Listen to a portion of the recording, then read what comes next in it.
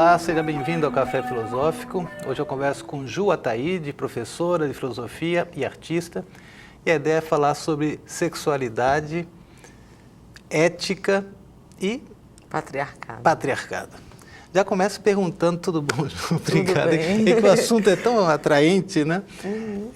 Já começaram gostaria que você pudesse definir um pouco ou apresentar o que é isso do patriarcado.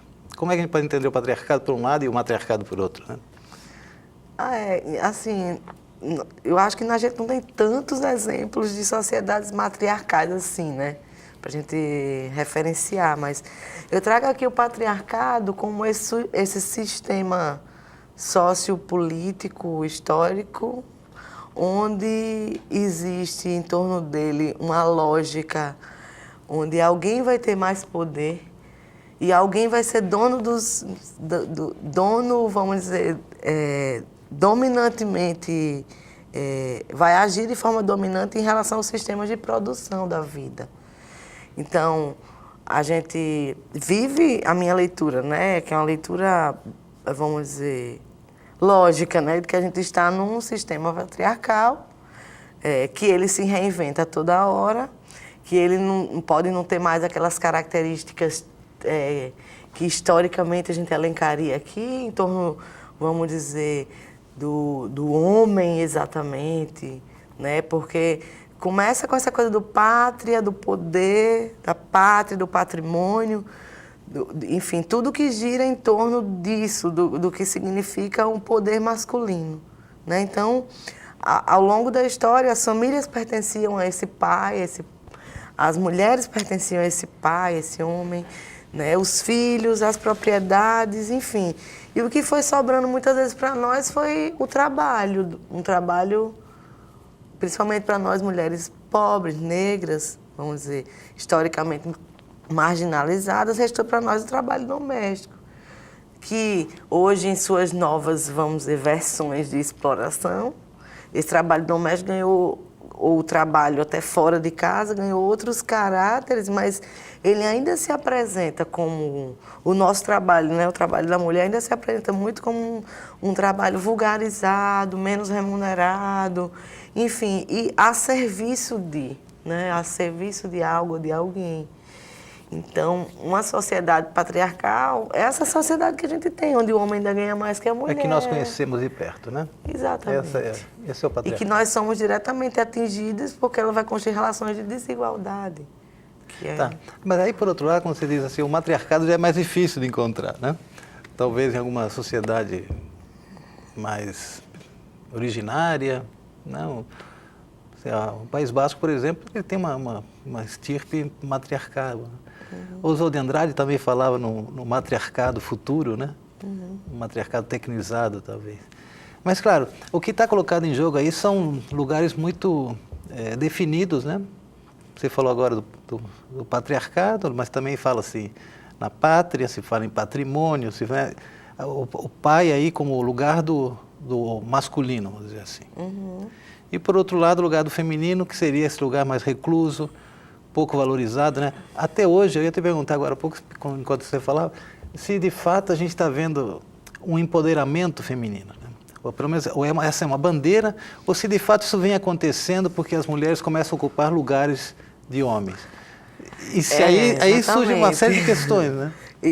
Hoje o feminismo tem várias leituras sobre essa questão do empoderamento. E é importante, acho que a gente trazer também que os feminismos não existem. Existem muitos feminismos. E existe, inclusive, na minha cabeça é difícil de aceitar, mas existe aí até um feminismo que se reivindica neoliberal, ou liberal, ou capitalista, né? Então, é importante a gente compreender também de onde está saindo a crítica ao patriarcado, a esse sistema, né? Então,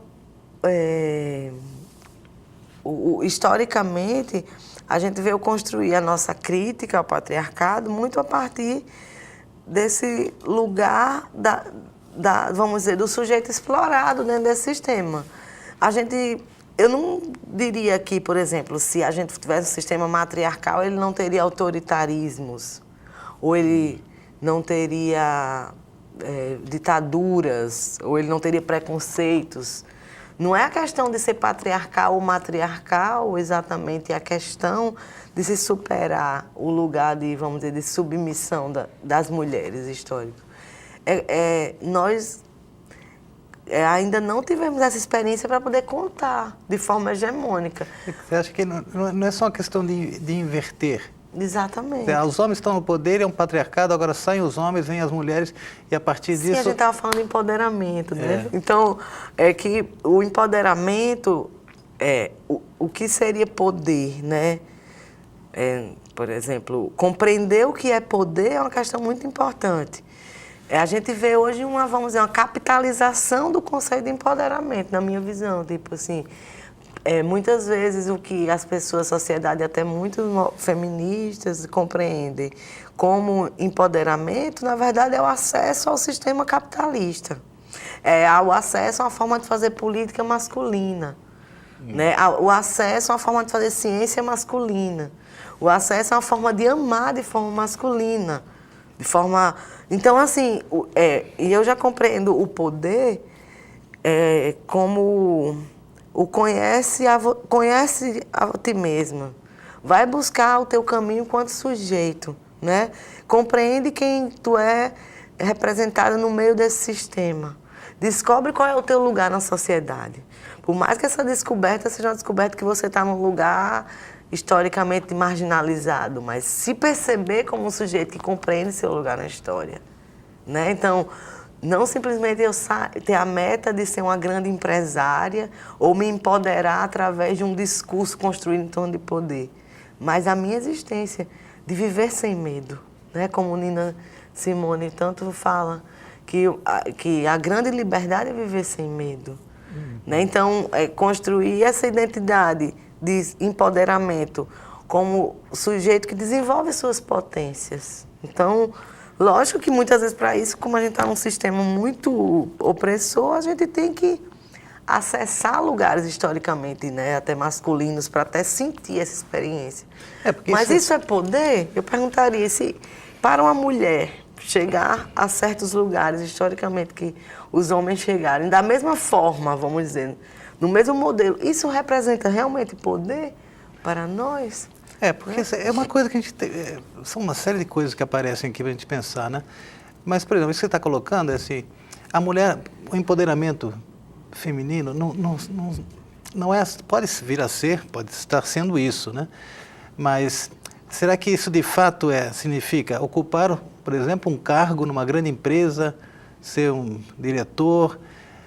De algum modo, se esse mundo veio do patriarcado e ainda vigora nisso, então os lugares de realização do humano já estão regidos por olhar do masculino, né?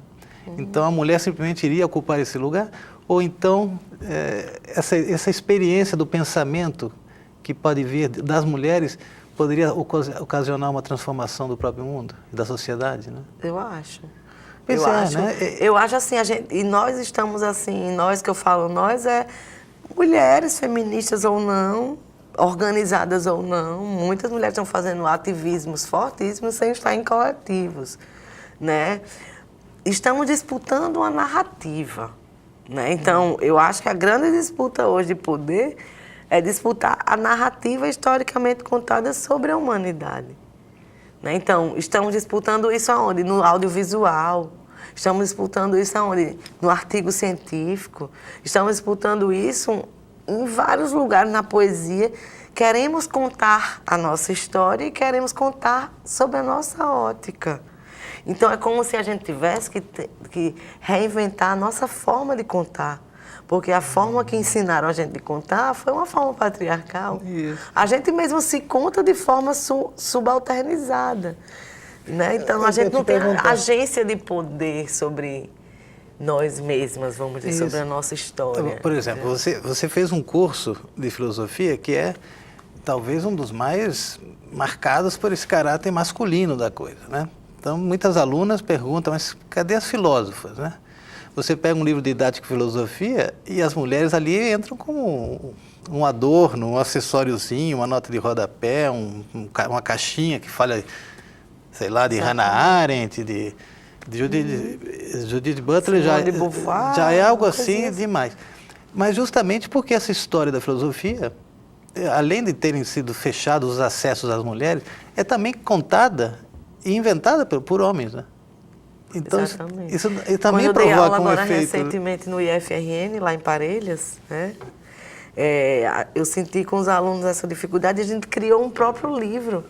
A gente criou um livro que era As Mulheres. Vamos pesquisar onde estão as mulheres, e foi só as mulheres da filosofia moderna. Não foi nem toda a história da filosofia. E a gente encontrou várias e foi buscando a história delas, e quando vimos, tínhamos várias para contar que não estavam no livro. E a gente criou o nosso próprio livro. Isso, para mim, eu gosto do lugar, vamos dizer, eu não sou filósofa, sou professora de filosofia. Muito mais, talvez, uma historiadora de filosofia, né? Acho que a gente acaba virando isso muito como professora. Mas eu tenho toda a consciência, e eu sinto isso na pele, do quanto esse lugar é masculino. Porque dois lugares que são dados historicamente aos homens, é o do pensamento e o da força. Então, assim, é como se fosse você está ali num lugar que você tem que buscar o seu pertencimento, porque, enfim, toda a forma de contar a narrativa, os seus colegas de turma, você é maioria homens, né? E, enfim, mas a gente está lá, a gente está contando a nossa história.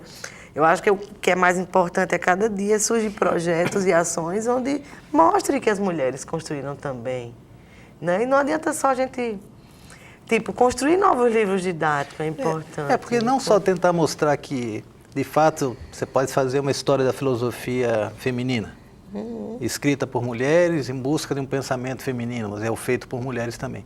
Mas é claro que você vai encontrar, mas vai encontrar menos, porque justamente os espaços onde se produzia esse tipo de pensamento sempre foram fechados para as mulheres, né? Então, mas sobretudo não pensar o que foi, que de fato pode ser feito, né? Você fez agora um livro didático, mas sobretudo de fomentar uma discussão para que possam aparecer outras filósofas. Acho que a gente começa a ver isso, né? A Judith Butler, por exemplo, que é uma pensadora que trabalha essa coisa da filosofia do gênero, né? Eu não sei como é que você vê isso, de que elementos ela te fornece para pensar essas questões, que eu acho que devem ser importantes e tal, né? Sobretudo essa coisa de pensar no futuro, né? Porque o passado foi construído pelo homem, né? E, claro, não foi um passado simpático, inclusive eu até diria, é um passado construído por machos insuportáveis, né? Então, olhar para trás e falar assim, não, nós também estávamos ali. Sim, estávamos, mas em menor medida, infelizmente, né? Mas a questão é saber o que pode vir pela frente. Aí eu te pergunto, como é que a Butler pode ajudar a pensar esses novos lugares, né? Eu acho que ela traz algumas problematizações em torno, de uma possível metafísica da sexualidade e do gênero, que nos ajuda a compreender, vamos dizer, um lugar, discutir identidade, né? Eu acho que uma das grandes questões hoje do movimento feminista, que eu acho que Butler traz essa contribuição de forma muito forte, como a gente, em torno de que parâmetros construímos nossa identidade, né? E se ela é algo tão sólido assim, e que a gente pode normatizar. Então, ela vai abordar essas questões da normatização, falar do desejo sexual como uma identidade política, né? Eu acho muito revolucionário, de alguma forma, trazer o desejo como pauta da vida. Eu não posso me abjetar do quem eu sou na busca de uma normatização, de uma possível aceitação social. Então, isso traz o quê? Para a complexificação do ser mulher, e do ser lésbica, bissexual, transexual, seja lá como for, né? Até que ponto isso é categoria? Até que ponto ser lésbica é uma categoria ou é uma identidade que eu possa construir um arquétipo em torno disso? Ou isso é uma transição na minha vida que pode fluir e que não exatamente eu preciso nominar, não exatamente eu preciso... Uma grande questão hoje para mim, que eu acho que começou com essas leituras, tanto no coletivo Leila Diniz, que foi uma ONG que eu trabalhei aqui em Natal, e os movimentos feministas que eu participei, na base de pesquisa também de corpo e gênero, né? A gente tentar compreender a heteronormatização disso tudo, tipo, por onde eu me afirmo enquanto lésbica ou bissexual? É a partir de uma visão normativa também? Vamos dizer, é possível construir essa identidade de forma tão fechada, de forma tão rigorosa, sobre ser, inclusive até mulher? Né? Eu posso afirmar tão categoricamente que eu sou mulher, o que seria ser mulher? Né? Então, os movimentos feministas, eles vêm revisitando também isso, tipo, o que é ser uma mulher? E o que me entristece muitas vezes é os próprios argumentos construídos por movimentos sociais serem argumentos que retornam para a ciência, para essa ciência normativa, para dizer que, por exemplo, mulher é quem tem vagina. Eu me entristeço quando eu vejo uma feminista dizer que não aceita que uma transexual é mulher porque ela não tem vagina. Ou que para se construir a identidade de uma mulher é preciso ter um biológico em torno disso. Enfim, quem sou eu? Quem somos nós para falar sobre a identidade do outro? Né? Eu sei que é muito cômodo também para mim chegar e tirar dos corpos a discussão, botar num plano meio metafísico. Mas eu acho que ficar só nos corpos empobrece. Tipo, eu sou meu corpo, mas eu sou também um monte de coisas fora ele, e ele faz parte de um conjunto de identidades que não vai se resumir à minha lesbianidade, ou à minha negritude, ou à minha... Na verdade, também a questão do gênero é uma questão metafísica, e essa dualidade, esse caráter binário, ela provém da metafísica, isso vem lá de Porfírio até, na questão de gêneros. Então, claro que é uma questão metafísica, mas por isso ela tem que ser repensada, né? Ela não está estabelecida como uma verdade, por isso que a biologia aqui não ajuda, me parece. Aí eu gosto de uma coisa que você coloca também, que se tem esse patriarcado, ele diz respeito a uma violência, a uma imposição, né? E de algum modo você tem um opressor, mas por outro lado você tem uma vítima, né? Então geralmente é o macho e a mulher, né? Mas você quer desconstruir isso, né? Porque até essa opressão e essa vítima podem ser de outros sexos. Exatamente. Não precisa ser necessariamente homem e mulher. Pode ser uma mulher que oprima a outra, a sua companheira sentimental, né? Por exemplo. Exatamente. E esse processo de desconstrução é um processo metafísico nesse sentido, porque de restaurar, ou seja, de trazer aí adiante uma questão que tem que ser pensada mesmo. Que acho que é isso que você está fazendo agora mesmo. Tu veio tentando, a partir de próprias experiências pessoais que eu vivi de violência de gênero e com amigas que chegaram a casos tipo de cárcere privado, casos de estupro entre mulheres, e que a gente não fala. Porque existe também em torno desse arquétipo sobre o que é ser mulher, a identidade de que a mulher é um sujeito delicado, que a mulher não é um sujeito da violência. E isso também é muito cruel com a gente, com a nossa existência. Nós somos, sim, inclusive eu sou poeta, eu tenho reivindicado um termo chamado raivosas queridas. Eu estou construindo um livro sobre isso, que a intenção é virar um doc, sobre o direito das mulheres também sentirem ódio, sentirem raivas, serem pessoas mal-humoradas também, ou estarem... Mas isso já acontece, né? Então, mas isso não é acolhido, não é? Tipo, se um homem está raivoso, ou chateado, ou muito... Isso é mais compreendido, esse lugar é mais compreendido como lugar de homem, o lugar, vamos dizer, da chateação, ou até o lugar do sujeito violento. Vamos dizer, na hora que a gente não aceita a mulher como lugar, também um sujeito de violência, a gente também não acolhe essa mulher. A gente também não vai problematizar que existem mulheres sendo violentadas por outras mulheres. Que existem mulheres sendo muito violentadas por outras mulheres. E o movimento feminista, ele vem a cada dia ampliando esse debate, mas fugiu durante muito tempo desse debate. É como se fosse um debate menor, né? O secundário. E também, assim, um argumento de que isso expõe as mulheres, que nós já vivemos um sistema que nos vulgariza, e a gente expor isso nos fragiliza mais. Eu não acho, assim. Eu, como, vamos dizer, uma pessoa de vivência de sexualidade não normativa, não sei se é lésbica, bissexual, transexual, não sei, eu transito entre tudo que eu sinto vontade. Mas, assim, eu acho que falar sobre isso é muito importante. É importante para a gente construir política, é importante para a gente construir argumento científico, argumento filosófico. Então, a violência de gênero não vai além da discussão masculina e feminina. Né? E aí, claro, eu não sei se é uma estratégia de algumas alas do feminismo de não colocar isso à tona, né? Não trazer isso à tona. Por exemplo, essas discussões que você está colocando claramente, né? Violência porque, assim, de gênero entre mulheres. A gente falar que o feminismo, nesse modelo que a gente conhece, eurocêntrico, ele foi um feminismo que surgiu de onde? Não, surgiu de mulheres brancas, classe média, heterossexuais. Então, tanto é que a gente tem que falar feministas negras, feministas lésbicas, feministas indígenas. Isso só prova o quanto o feminismo não era nosso lugar. Isso. E quando a gente começa a vir, ele vai ter que ir ganhando outros formatos. Então, esse feminismo que também é normativo, acadêmico, ele também foi excludente com muitas sujeitas que não foram, vamos dizer... Quem saiu para o mercado de trabalho? Foi a mulher branca. A negra sempre trabalhou. Sempre. Quem sustentou esse país, sempre. Foram as mulheres negras, os homens negros. Então, assim, o discurso, a mulher sair para o mercado de trabalho, de que mulher estamos falando?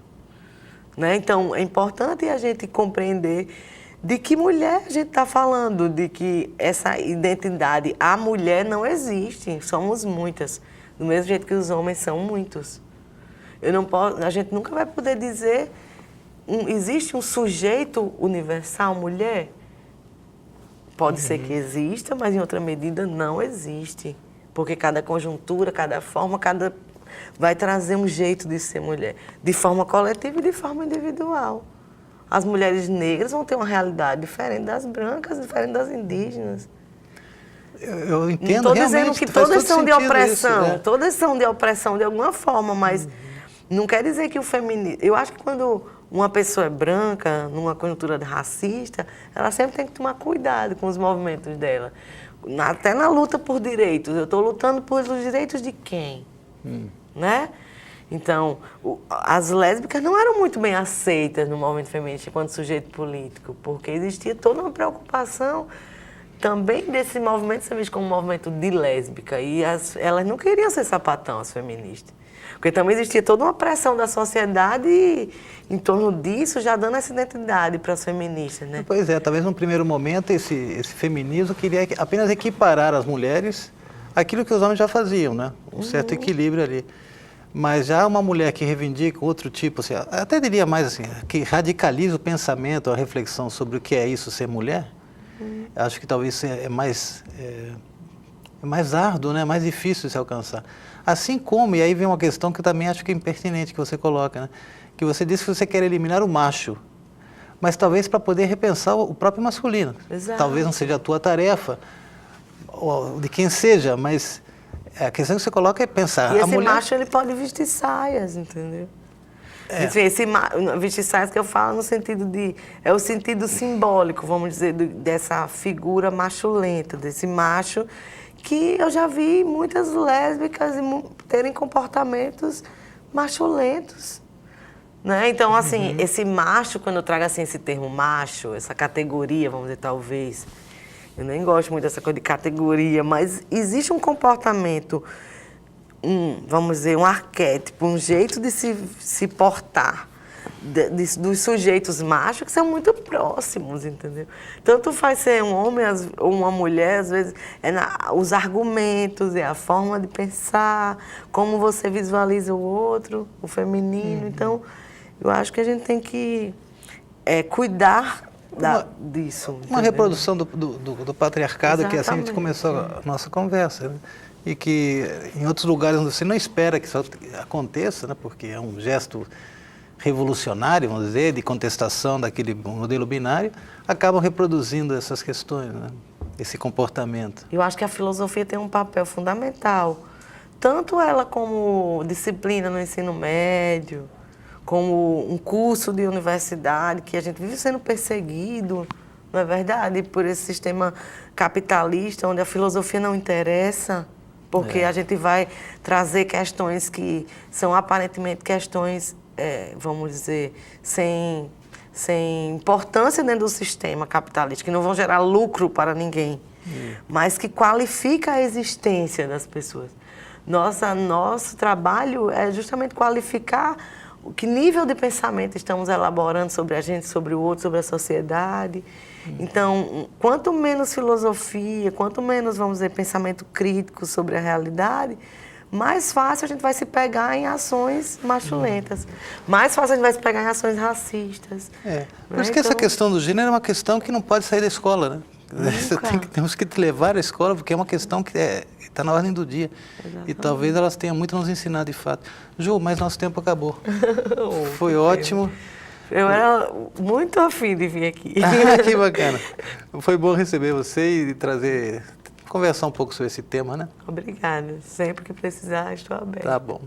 Ju Ataíde, e você que está em casa já sabe que semana que vem tem mais. Até lá.